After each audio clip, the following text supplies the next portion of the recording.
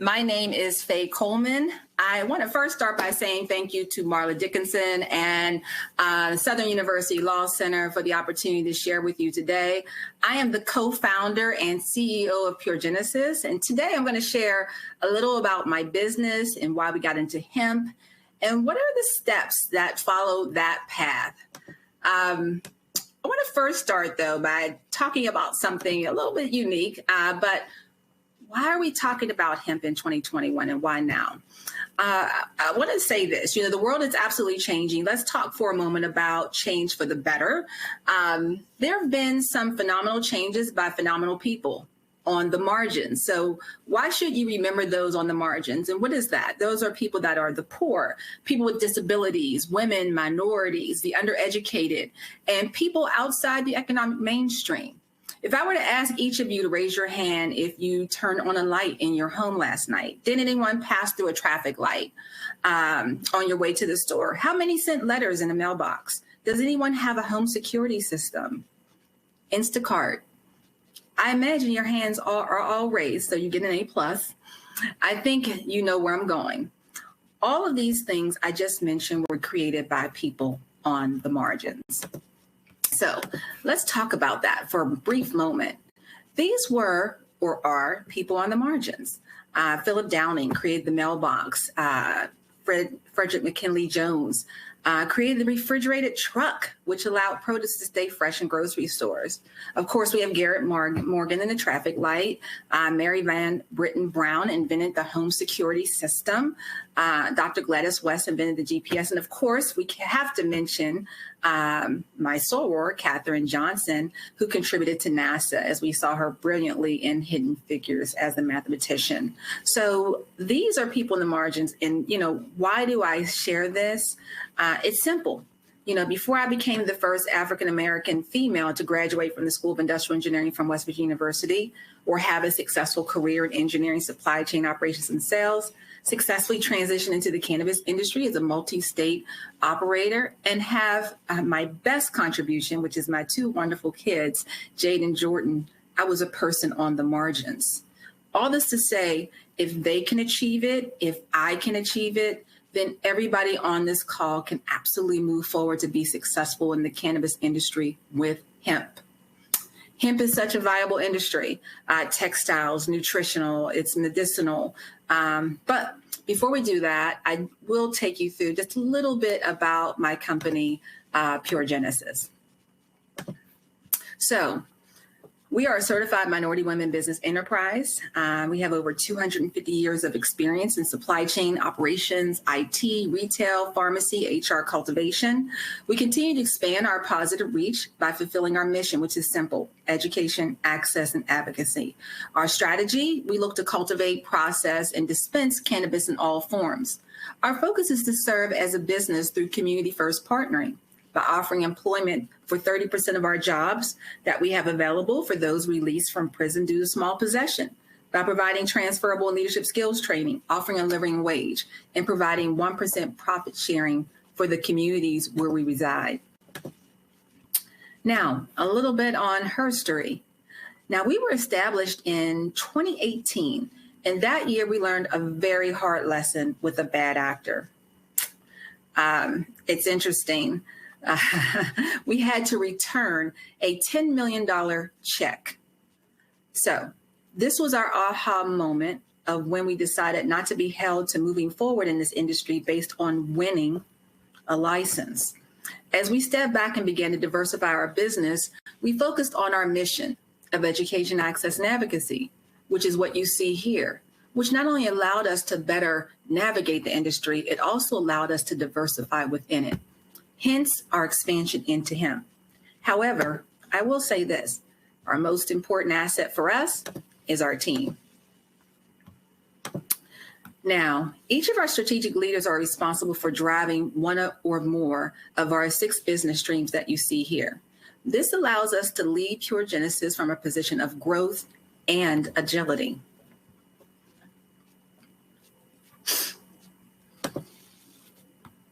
Now, I do want to talk a little bit about our business timeline and where we are and where we're going. So in Q1 and Q2 of this year, It was about building, positioning, influencing, and preparing PG to move forward, most notably moving our CBD beverage forward, our work with HBCUs like Southern, our focus on various board appointments to ensure a seat at the table, and our pursuit of industrial hemp research. Those are all critical thinking opportunities for us as we look to move forward.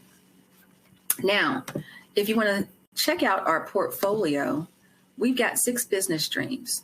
We are currently pursuing a cannabis license. We're multi-state hemp operators, currently in 3 states. Again, we are working with HBCUs like Southern on a USDA hemp research grant with Penn State and the National Hemp Association and Chem Global Campus Leadership. We're also working on a data analytics study on pain management with Rowan University. With upward trajectory of CBD product sales, we decided to get into the CPG space with the line of CBD products called Genesis. You can follow us on Instagram at Genesis Infused. And that's going to launch in August. So, and last but not least, through Community First Partnering, we intend to give 1% profit sharing to underserved communities in the states where we reside. Now, this is what we're going to cover today. I'm going to share a little bit about hemp as an ag commodity, the market itself in terms of opportunities, affected products and industries with hemp, and then why start in hemp. Then we'll talk a little bit about why grow it in terms of purpose, barriers to entry, a little bit on opportunity, and then licensing. Go a little bit into the types of licenses. At a high level, I'll share what's required and how important testing is. And last but not least, we'll talk about the business in terms of financials and the aspects of profitability, what it takes to be profitable, and a little on how we operate in a business. And then hopefully we'll have time for Q&A, and then I'll share a little bit on key takeaways and lessons.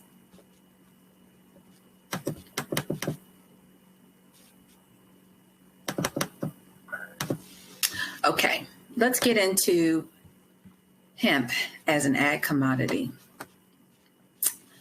Now, let's first say this. Hemp competency is certainly cannabis competency.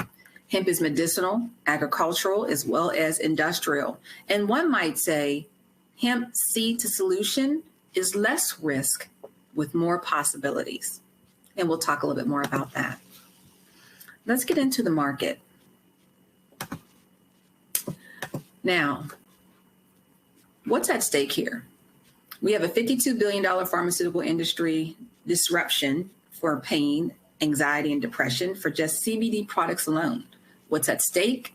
50,000 uses across all products of the plant, all parts of the plant, And current markets are only using 20 to 30% of the plant's matter. What's at stake? An early adoption advantage for you, providing an easier segue into the cannabis market if that is your direction. So that's a little bit entry into the market itself. Let's talk about some specifics. You know, in terms of the law, the 2018 Hemp Farm Bill was passed and hemp was removed from Schedule 1. Now, that means hemp can be grown anywhere where marijuana is still state to state. As we look at tax codes, hemp is not subject to 280E, which means you can take the deductions and exemptions like an ordinary business. Whereas a marijuana or THC business, you cannot take those deductions or credits. And then the 2018 Farm Bill truly removes so many barriers to doing business in this industry. Not all, but they did remove many. A little bit more. So we talked about the 2018 Farm Bill. Now we can talk about the impact, right?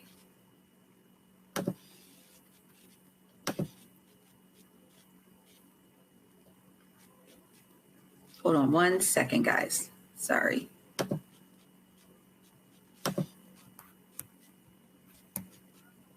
I think I got bounced out. Matt, can you hear me? We can hear and see you. Okay, perfect. Thank you.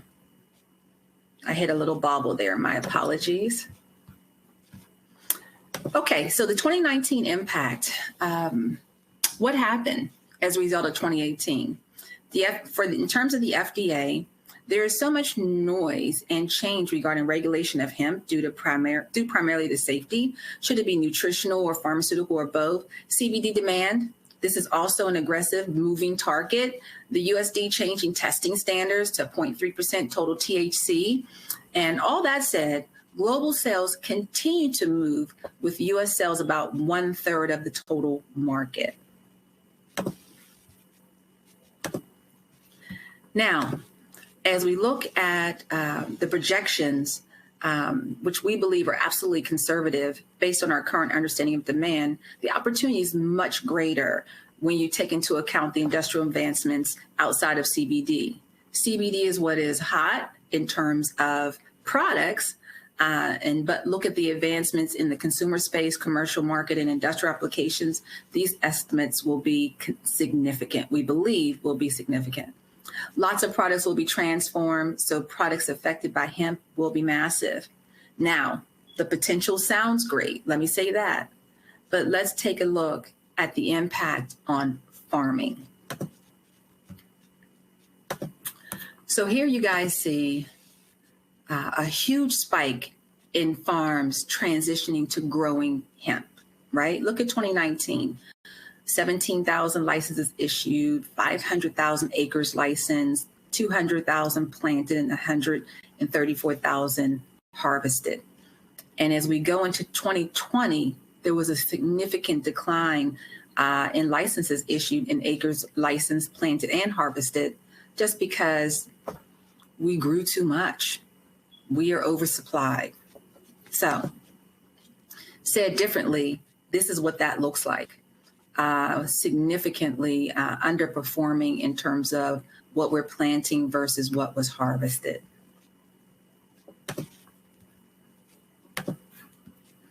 Now let's talk about CBD and talk specifically about some facts that matter. The industry employs around 160,000 workers, and by 2020, that figure could reach 340,000. This is just for CBD. CBD sales are exceptional, coming in at $4 billion last year, and they're projected to be $25 billion by 2025. That said, there's some key challenges facing the industry: banking services, finding affordable insurance, and last but not least, banking remaining reluctant to fund CBD companies due to unclear regulatory requirements at this time. Now, one other thing that I do want to point out that we share, that recommend everybody understanding today, is that you must remain current. You must know what is trending economically, environmentally, and socially, because there's a lot of noise around what is selling today. But do we understand what can lead to a company's downfall? That's regulations. Now, in 2018, there was a gold rush we talked about, where the demand for CBD challenged the FDA's ability to oversee violators. So the FDA addressed violations in two ways. One, they prioritize those violations, and two, they have something called the drug exclusion rule, which addresses the whole challenge with CBD and the FDA. This is important.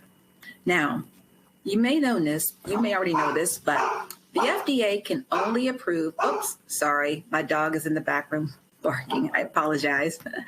The FDA can only approve drugs that require a prescription.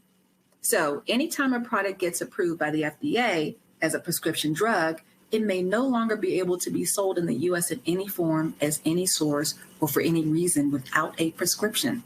So when GW Pharma applied for approval for the prescription drug Epidiolex, which is CBD, the result is now 100% of all CBD products without a prescription are illegal. Now, due to consumer demand for CBD, remember, 4,000 products and $4 billion in sales, the FDA stepped back from going after everyone in violation of the DER, provided everything else was in line, meaning they're not going to come after you if you're selling CBD, as long as you're compliant with labeling, marketing, websites, social media, images, reviews, quoting studies. In other words, not making, inferring, or implying any claims. There's a grace period. That's a good news. So because the FDA has taken this approach, we're being given just a small window, but that will soon change. One of the areas that may be helping this go forward is through the Cannabis Administration and Opportunity Act. Now, based on what we just shared in terms of the CBD being illegal, we can say change for the better is on the way. Senate Majority Leader Chuck Schumer is pushing for cannabis legalization through this act. And what we care about on the hemp side is the regulation by the FDA. The CAOA would grant the FDA primary federal regulatory authority over the manufacture and marketing of cannabis products. This means they are trending versus making illegal, trending favorably versus making illegal, which is good news for hemp. So more to come with that. Now, let's talk about the products and industries impacted by hemp. Now, this is a huge opportunity. There will be consumer and industrial applications impacted. Think about how the internet transformed communication and data transfer. Hemp will change industrial and consumer products in the same way. The transformation will be significant in the next 15 to 30 years, and hemp will be seen as a viable raw product being transformed into many other products. So let's look at some of the applications. Biofuel. Did you know that bioplastics, in terms of hemp, only produces 1/3 of the waste and carbon footprint than any petrochemical processing for bioplastic? We've got textiles, beer and alcohol, sunscreen, ropes, fibers, hemp strands. They're incredibly strong. Some of the manufacturing methods make them 200 times stronger than steel. Can you imagine that? You've got car parts, you have paper, building materials, food additives. So as you're home, look around in your office. I'm certain that you see many things that actually can be made using hemp.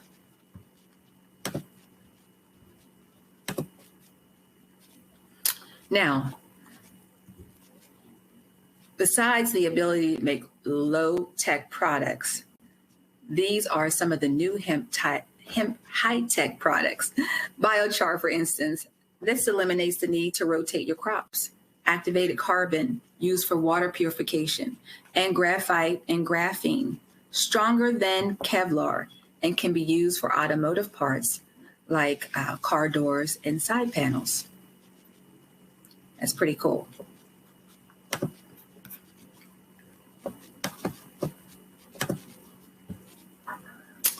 Okay, now we've talked a lot about the products within the hemp industry, some of the new high tech that's coming forward. Now, let's just talk about the supply chain for hemp. We've got crop optimization that we're moving forward pretty quickly with all the farms that are beginning to grow, building supplies with hempcrete and products of that sort being developed. But our one challenge right now is processing equipment. So this is our bottleneck. And this is something that we have to focus on in terms of strengthening our supply chain within the U.S. So I wanted to give you guys an idea, a couple photos that I took this week. I was at a processing plant, and we were looking at the separation of hurd from fiber. And just a couple things here as we entered the hemp in. And you can see the separation of the hurd from the fiber here. It's messy because it's an R&D setup. They're just trying to show how the actual operations work. But here's where you get a chance to see the actual separation. And they can separate by size. Here you've got 1/2 inch to 1 inch hurd on one side. And on the other side, you may not be able to see too well. It's greater than 1 inch. It's interesting because they have that capability of sorting. And then as well, they can sort out the dust. So in the end, it's very, very clean. And then you have the fiber that's come away from that. The interesting part is that fiber, they're basically taken to the dumpster because they don't have a buyer for it. So if there's one cautionary tale as you look at getting into the hemp space, first thing you need to do is make certain that you have a buyer. And here's just one of the homes being constructed using hempcrete. And you can see that they're building the outside walls with the use of hempcrete itself, which is pretty cool. Now, question comes up, right? So why start or convert to a hemp farm?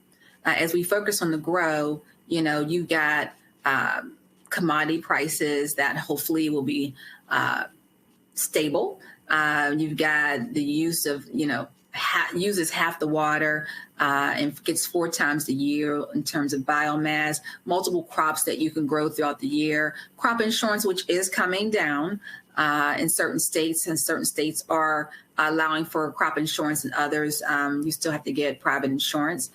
Demand is increasing for industrial and soon for CBD, access to banking, having a smaller carbon footprint, of course, and interstate commerce. So it's a big deal in terms of why start a hemp farm or convert to hemp. You got to give some thought to what that will mean for your business and be a value add for you and your team from a profitability standpoint. Now, next, I want to talk about why did PG decide to grow hemp? What did that look like for us? For us, in terms of purpose, we were doing this to grow in the space so that consumers can receive the medicinal benefits of hemp.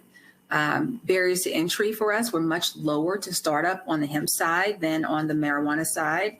And then in terms of opportunity, is significant as you look at hemp as a whole, 50,000 different products, right? You can get into industrial, again, textile, medicinal applications, and, as we talked about earlier. So that's why we decided to start. Here is a photo of our farm in South Carolina. And you see us prepping the land. Here we're about 2 months in of our grow for feminized clones, and we had 4 strains that we actually planted. Here's our hemp team, in part, as we're out in the field. As you can see, hair wrapped up, serious business. And it was a significant year in terms of the grow season. We had experienced a hurricane last year, which rolled over our crop and destroyed about 90% of it. This is where hemp farm insurance is vital.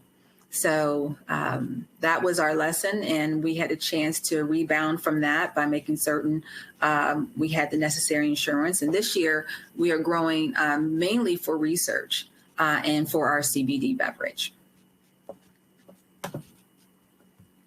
So let's talk a little bit about licensing. Now, there are 2 types of licenses that you can normally go after as it relates to hemp. You can have a license to cultivate, where you can farm the land by planting seeds or clones. We chose several strains for various reasons. Or you can license to do seed propagation or seed breeding. You can breed certain seeds and strains. It's very attractive. You can have an IP for it. 2 years ago, Charlotte's Web's Holdings was able to secure the first American patent for a hemp plant that is resistant to cold, with capabilities of producing up to 6.24% CBD and only 0.27% THC. So when you create a bank of an intellectual property, you can license this out to the masses of farmers, have them use your strains and seeds, and you benefit from that. So it's not just the product, it's also the IP behind the seeds is how you can benefit as a producer or a seed breeder. So let's look a little bit at the licensing process.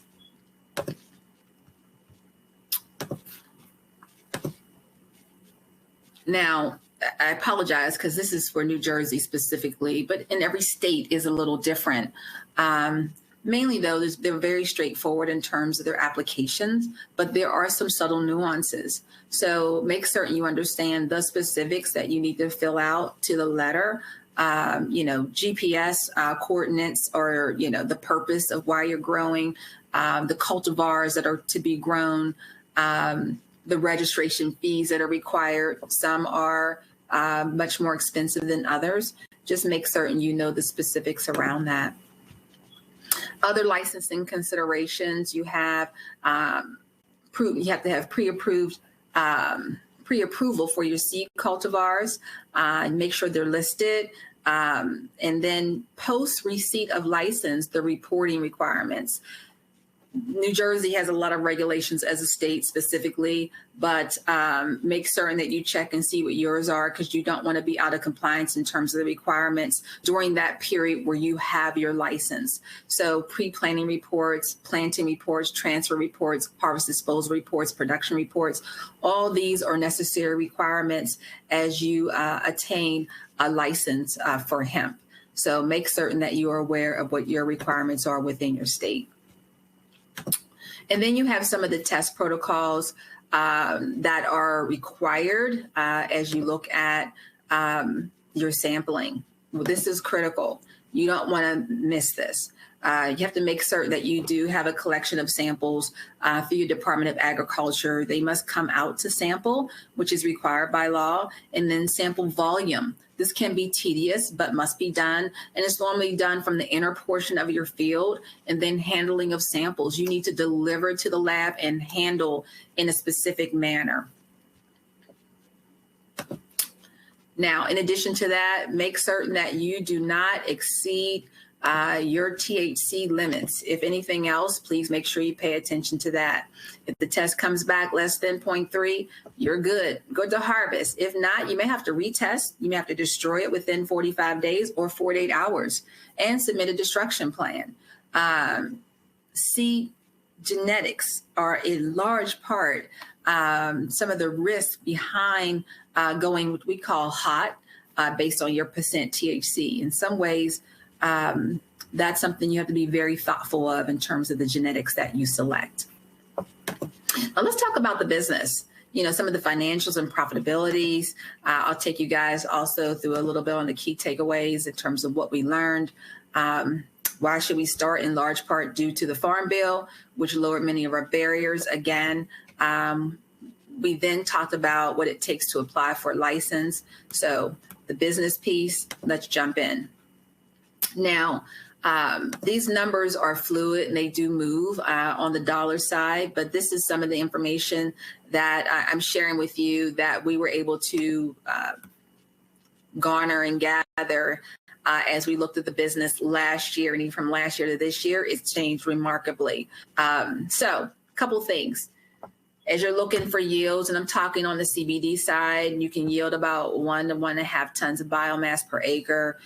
You've got anywhere from 20 to 100,000 per acre that you can have in terms of revenue, but that has changed, and now you're around 5,000 because of the steep decline in what price is being fetched for the biomass that you're going to sell. So that's something you have to keep apprised of. Again, understand the trends and regulations.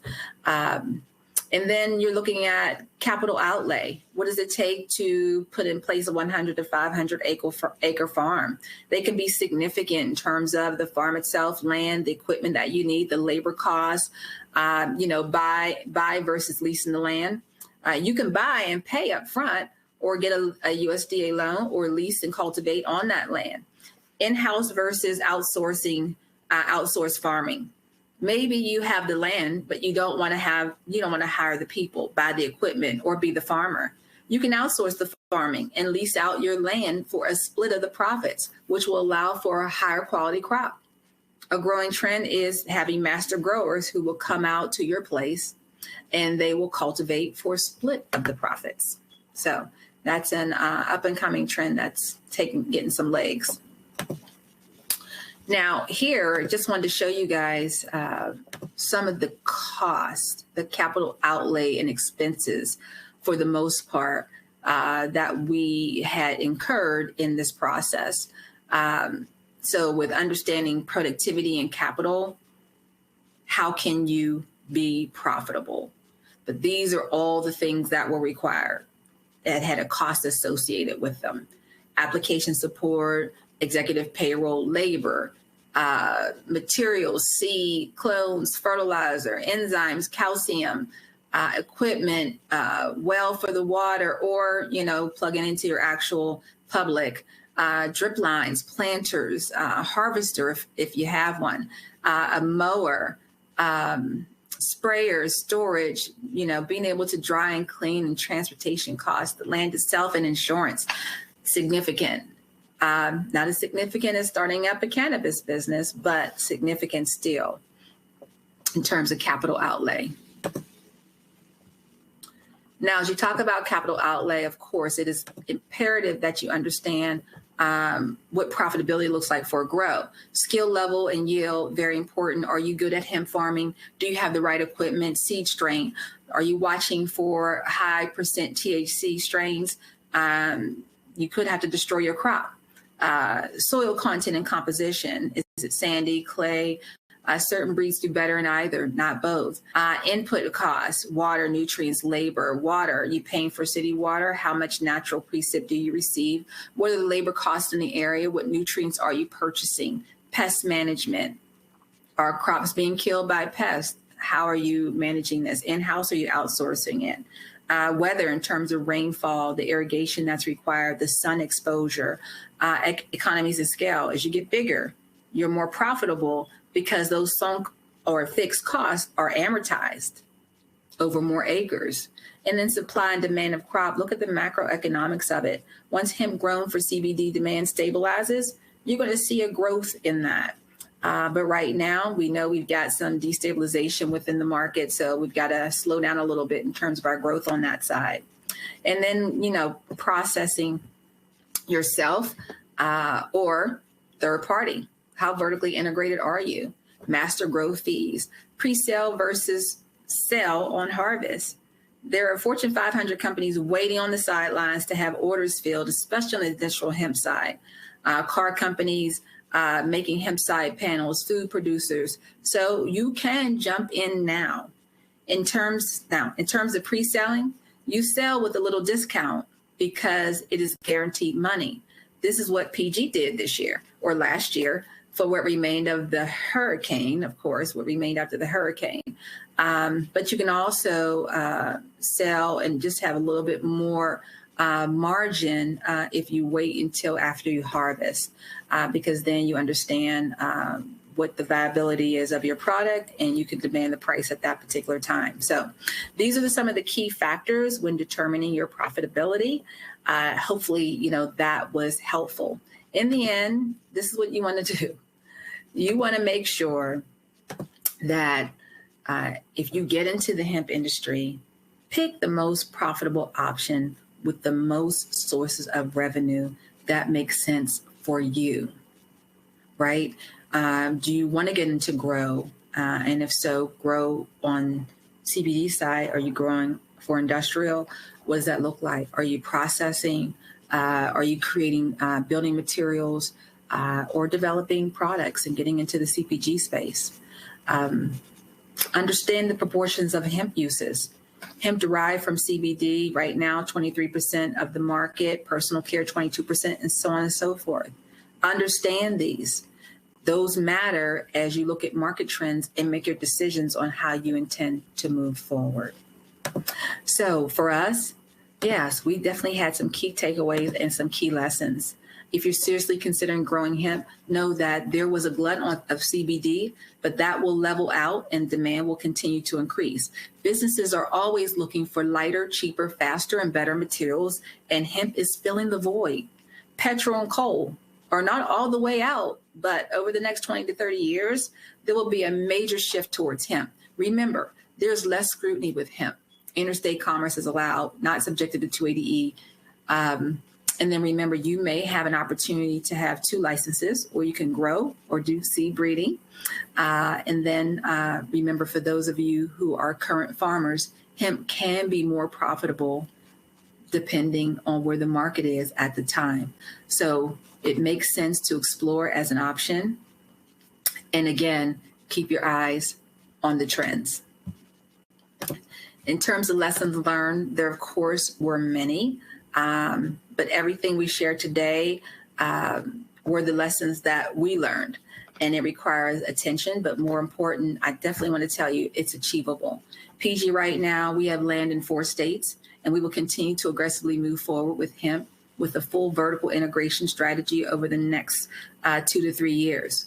We're growing hemp right now in 2 states, and we're developing a CBD beverage again that we're going to launch nationally in August called Genesis, and we're pursuing a joint venture on a lab and processing. So this can absolutely be done. Make no mistake. I'm very excited about you all have an opportunity to take part in this. Hopefully it was helpful for you today. And I hope you learned a few things to help you find your path towards hemp. So that's all I have. Thank you for your time. I'll take any questions you have. Okay, Ms. Faye Coleman, we have a couple questions. Sure. The first question, do you know of any banking initiatives that deal with hemp farmers? ? Yes, you can reach out to Westtown Bank. But also, if you check with the Department of Agriculture, sometimes they'll have information on what banks are friendly within your states. Okay, and looks like we have one more question. Have you had to create a destruction plan? ? Yes, we did. One of our strains went hot, and we did have to create a destruction plan. And the Department of Ag had to come on site as we burned the product. Okay. Well, Ms. Faye, we only had those two questions. Okay. Right, and that seems to be it. Everything was wonderful, and we appreciate you. Thank you so much for your presentation. You're quite welcome. Thank you so much for having me. Yes, ma'am. You have a good day. You too. Bye-bye. Bye-bye.